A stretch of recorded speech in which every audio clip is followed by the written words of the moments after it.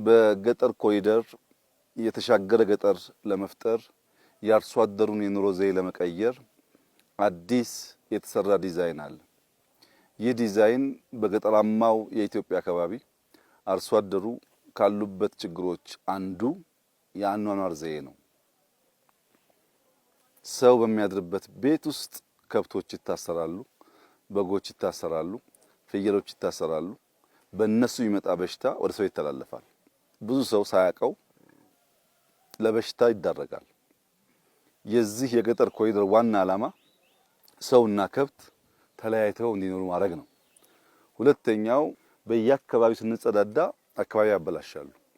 እዛ ላይ ዝንብ ይመጣል፣ በሽታ ይመጣል። ሽንት ቤት መቆፈር ያስፈልጋል። የተቆፈረው ሽንት ቤት ደግሞ በባዮጋዝ ኢነርጂ መሆን አለበት።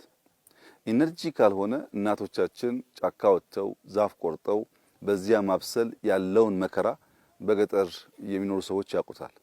ያን ለመከላከል በሃላባ አንድ፣ በከምባታ አንድ፣ በሃዲያ አንድ፣ በስልጤ አንድ መለስተኛ ማሳያ ሰፈሮች በእኛ ይገነባሉ።